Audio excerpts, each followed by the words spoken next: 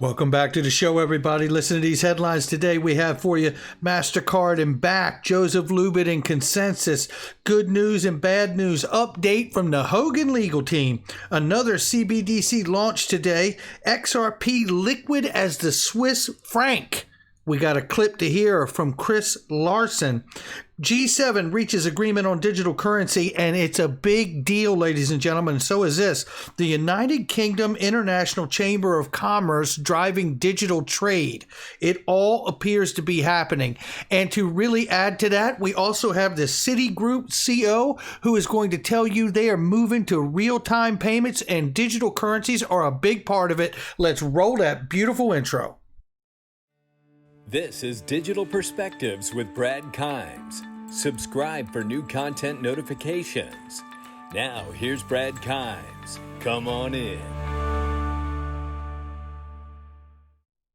Welcome back to the show, everybody. You can follow me on Twitter at Backup Bradley above at the top of the screen, and everything that we're talking about here today. Look at this, $2.636 trillion.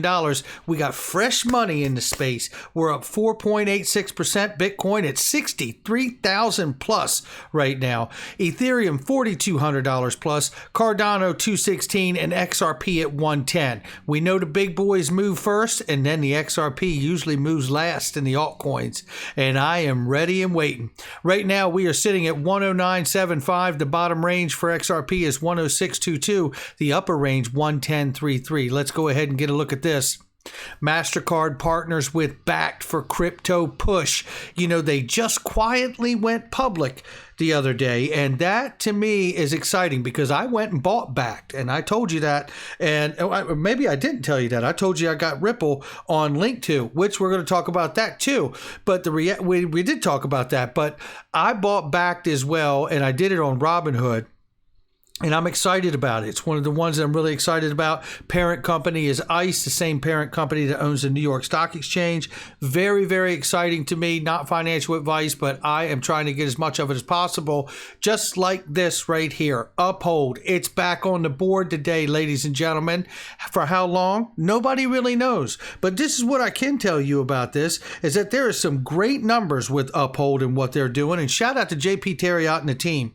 With 65 cryptocurrencies available for trade, Uphold is changing the way we trade every day. Shares available on Link2.com or Link2 Inc. You can go to that platform and get what you need. Private investing made simple. You do have to be accredited, but listen to this number. Year to date, revenue through September 30th grew 2,325% from the same period in 2020. That is remarkable right there. Shout out to JP and the team. And don't forget, Ripple's on that Link2 platform as well, ladies and gentlemen. And it is listen to this. Last VC venture capitalist round in December 2019 was at $61.49 in that area per share. Today, it's priced at $42.50 on Link2. This is why I tell you about these things. I don't know about you, but I intend, as the portfolio grows for me and Mrs. Backup, one of the things I want to do is to get much heavier into the private equity world, just as heavy as I am in the crypto world. That's one of my goals as an investor, and I love it, and I love what Link2 is doing. So, not financial advice, but check them out. Here we start right here with Stefan Huber, who tells us, guys, it's obvious to him. Lubin finances Consensus with Ethereum sales. Read this Forbes article from December 2018. Consensus was founded right after Ethereum pre-sale. It is quite clear to him that the company is co-financing its own operations through rising Ethereum prices. And if you look at what he shares, you can see, yet Lubin's organisms keep growing.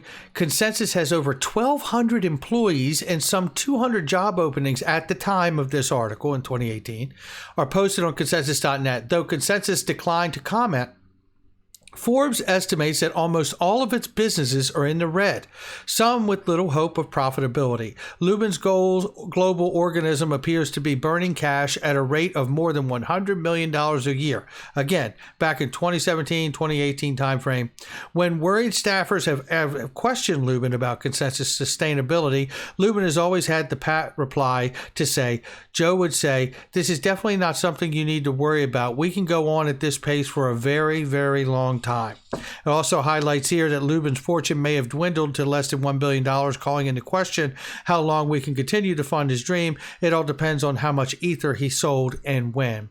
And it really does. But what I could say is obviously all of this speaks to how Ethereum got a free pass and why Joseph Lubin is so extremely comfortable knowing that there are tons and tons and tons of ICOs launching off of their network. I tell you, someone needs to investigate that situation, and they need to do it with an independent counsel and include the SEC. Now, we're going to get the good news and the bad news here from the legal Hogan team, the Hogan legal team here. Shout out to 10 Views taking the reins on this one. And she's going to start off, and I'm not going to play the whole thing, but I'm just going to give you a clip of the good news section here and some of what we need to know. I mean, the whole video is incredible, so you need to watch it, let alone the Hogan family has an incredible sense of humor. I love the way they put videos together, so shout out to them for that as well. But let's listen right here and hear what it says. Here we go. The SEC is now put in a tough position. It either has to admit there is nothing in writing in the contracts that form an investment contract, and therefore admitting that its case is all circumstantial, or it can go through each and every contract and try and find something in the contracts that somehow ties Ripple to people who bought XRP on Coinbase last year. That's talking about us directly, people who bought as retail investors, XRP holders who are not direct customers over the counter to Ripple, but secondary market buyers like you and me. My instinct is that the SEC won't try and go down that road and will instead concede that it is bringing a marketing case. That's similar to a marketing case, which really comes down to this. And let me show you this very quickly. Okay, so let's take a look at this really quickly. I want to show you this, and let's go. This is the complaint from Ripple, or against Ripple, from the SEC, and let's take a look at it. And I've showed it a bunch here on the channel, and we've gone through this, and there's many things to pay attention to in this, but for the sake of marketing, I show you this. Ripple also undertook to achieve its goal of widespread adoption of XRP by exchanging XRP for non-cash consideration, such as labor and market-making services. Through the other XRP distributions, Ripple paid third parties to assist in its effort to accomplish widespread distribution of XRP as possible and to attempt to develop a use case for XRP. I believe this is where a large part of the conversation happens, because I believe they're referencing in this line here over-the-counter sales, not sales to you and I, not secondary market sales, but sales to over-the-counter direct customers to Ripple, who, by the way, if we use, for example, like R3, and what we know about that case is that they did in fact have a option contract or an option on the XRP that they had agreed on in that time. Now, we found that out because Ripple and R3 fell out of favor for one another, and they had to go sue one another in order to break that deal and get out of that, because R3 apparently did not live up to its end of the bargain. So I believe that is real evidence there that is pointing not to us. But however, I still think it is extremely important to go sign up for the class action lawsuit that John Deaton is representing all of us XRP holders, because he is our voice. And it is true that in the rest of this complaint, SEC is actually trying to make the claim that all sales, including the ones we had, are in fact securities. And that is a problem. And it's not Ripple's job to defend us. It is John Deaton who has taken up that role. And I am really grateful for it. You guys should be too. Go sign up for that class action lawsuit pinned at the top of his page on Twitter. Let's hear the other thoughts here. Prosecution in a murder case having to admit that its case is based on the defendant having motive and the means to kill the victim, but not really having any hard evidence of guilt. No fingerprints, no eyewitnesses. You can win that case, but it isn't the easiest way to win. And the second piece of good news is in the sixth interrogatory, which asked the question, as paraphrased by the court, quote, whether the XRP ledger was not fully functional before the start of the ongoing securities offering alleged in the complaint. And if that is the SEC's contention, identify when the SEC contends the XRP did become fully functional, if ever, and what actions or efforts resulted in making the XRP ledger fully function. Now that's going to be a problem for the SEC because the XRP ledger existed before Ripple, the company, did. Close quote. And the judge orders that the parties meet and confer as to what is meant by functional. And once Ripple clears that up, the SEC must answer, and that is good for Ripple. But what is even better is this from the court. Quote, defendants counter that the SEC's own public-facing website states that whether a digital asset is not fully functional at the time of the offer or sale is relevant in a Howey analysis. The court argues that this interrogatory seeks relevant information. Close quote. So hidden in the weaves, we find a gem. So basically, on the SEC's website, it actually says that whether a blockchain is fully functional is relevant to the Howey analysis. And that is something that the SEC has been trying to deny this entire litigation. And this is basically what Hinman said in his infamous Ethereum is not a security speech. And the SEC has bent over backwards to say, that's not an official SEC position.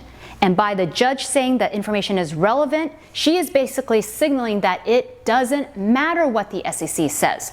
The court thinks that it is relevant and it is going to take that into account. And that is some good news, actually really, really good news. And there you go. Now let's move to what could be bad news, as we got to pay attention to what could be bad news as well, right? And let's see right here. Was in the final order and the worst news for XRP holders, and that was the order on the SEC's second motion to extend discovery. And here was the request filed on October 15. Quote, plaintiffs' Securities and Exchange Commission respectfully requests the court extend the expert rebuttal report deadline to November 12, 2021, and the expert discovery deadline from November 12, 2021 to January 14, 2022, to permit the parties sufficient time to prepare rebuttal reports and depose a minimum of 14 expert witnesses, close quote.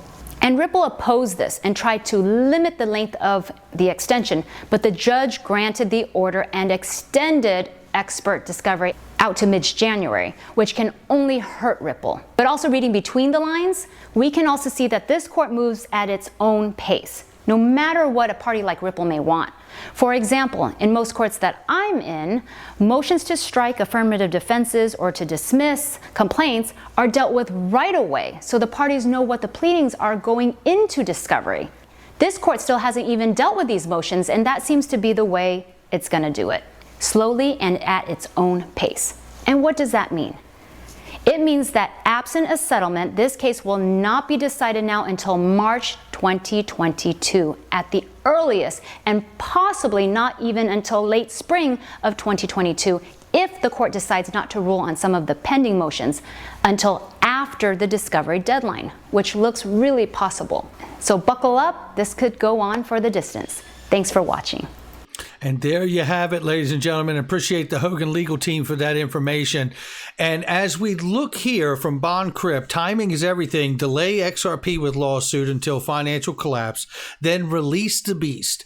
And then to back that up, he talks about the Evergrande crisis that is spreading, which is really China's Lehman Brothers collapse over there is what's been equated to that.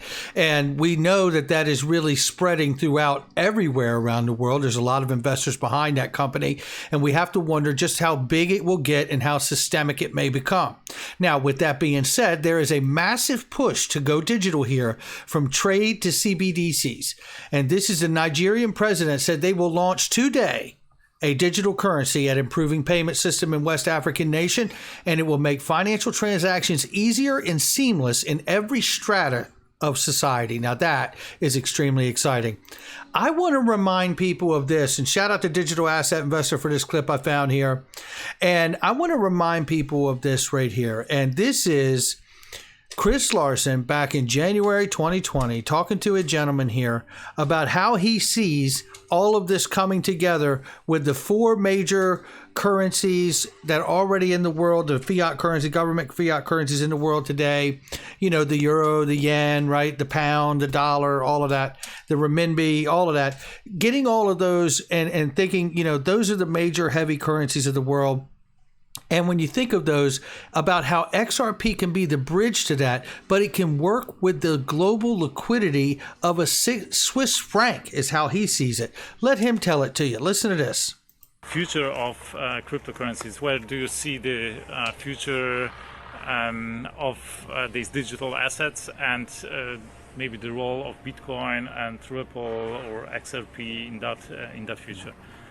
Yeah, so our view is that these digital assets really become supplemental to the existing family of currencies, right? So every country still needs its own, you know, fiat currency for all kinds of reasons I won't get into it.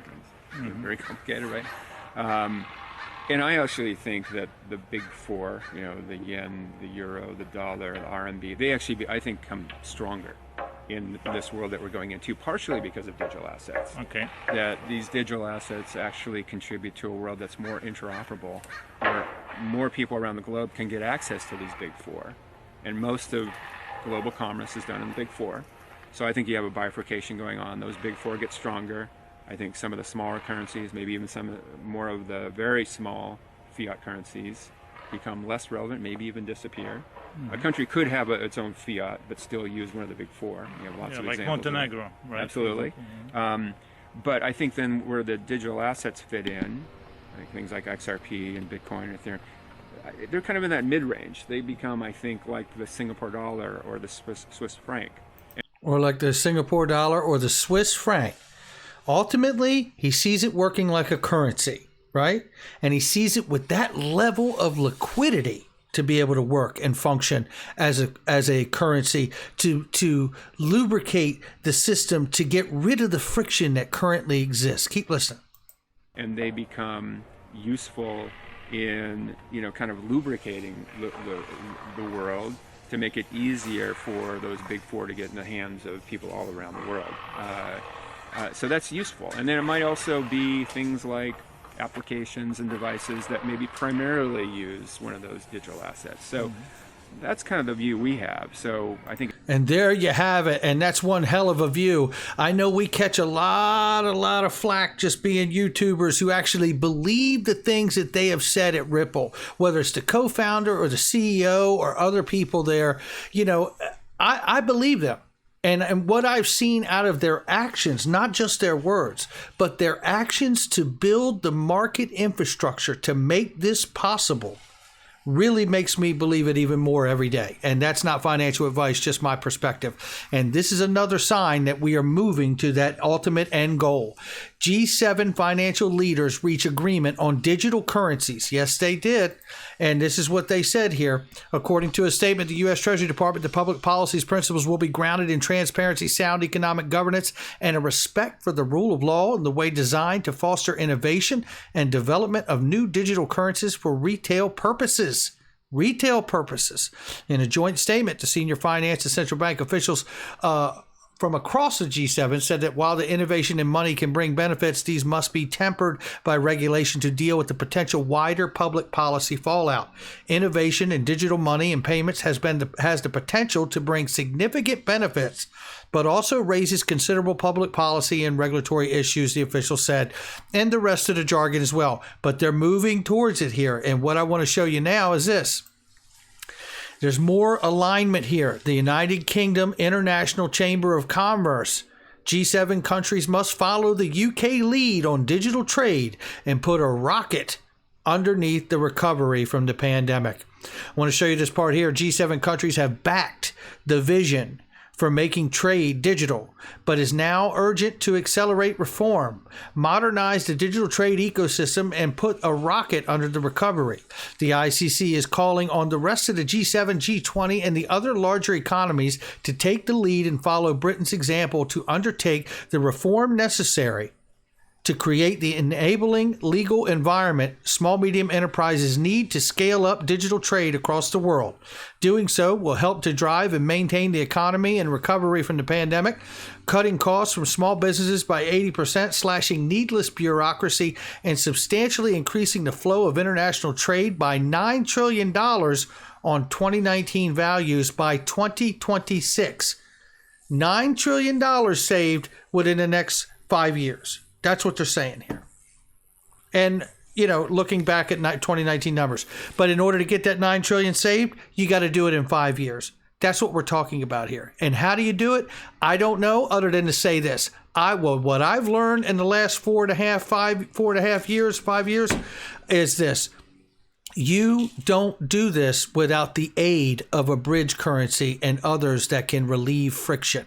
And I tell you who else I think believes that too. It's the CEO right here from Citibank is building infrastructure to accept crypto payments. Now I want to remind you right here, Citibank extends their partnership with Valente for ISO 20022 migration. And we know Valente Ripple processor module speeds up integration to the Ripple Global Settlement Network. So this is exactly what she's talking about when you hear her talk about these topics with Andy Sewer from Yahoo Finance.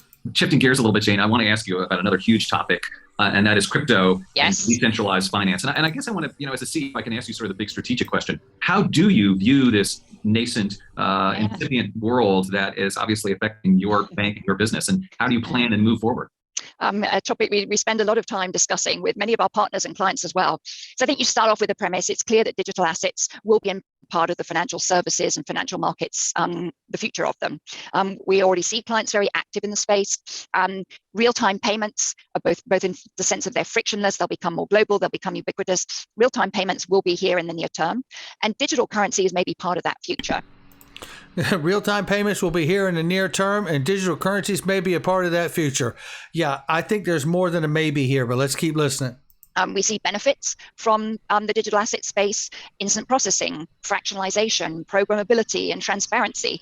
Very geeky words for geek like me. I love them. But those are very tangible benefits that come from it. I would say we're proceeding thoughtfully and with appropriate caution here. Why is that? There's still a lot of questions about how the space evolves. Around regulatory clarity, around some of the scalability, around resiliency, certainly around some transparency, and making sure that there are the appropriate guardrails in the system, particularly for our retail clients. We don't want them participating in areas that they're not necessarily as well equipped to understand the risks of. So for me as a CEO, I'm working to connect our clients to wallets. We're enabling our businesses and our corporate clients to accept consumer payments. We're building the infrastructure for retail real-time payments, but we're doing so cautiously because the space is moving so quickly, and not all the guardrails that you would like to see are yet in place. And as a banking CEO, I do believe guardrails are important and necessary for the safety and soundness of the financial system. And so I like them there for resiliency. Now, let's go to the next question, which follows this, which is Andy asking her about regulations for crypto here. Listen to this. Of Citi to Washington and the banking sector writ large to Washington. What would you like to see out of Washington, D.C. that would be most helpful, Jane? I think it's what we're talking about. We're seeing this world move, unbundling from the old financial architecture, and that's from currencies all the way down to deposits, and it's moving to new digital architectures. They're largely born digital. So outside of trading and some of the more institutional spaces, there's a real disconnect from one architecture to the other. It's not an evolution. And therefore, we've got to... In other words, connecting and updating the legacy systems to the modern infrastructure, the market infrastructure that companies like Ripple have been building for this new digital age to even happen at all.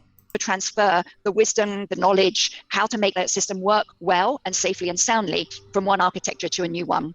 And I think it's one in which our regulators are clearly very focused on this. Washington is very focused around this, from the central banks around the world are.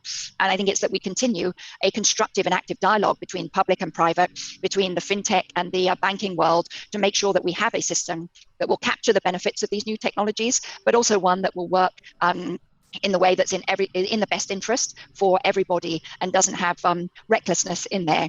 And so far, a very constructive dialogue. I think we all need to be highly engaged and listening to everybody on this front.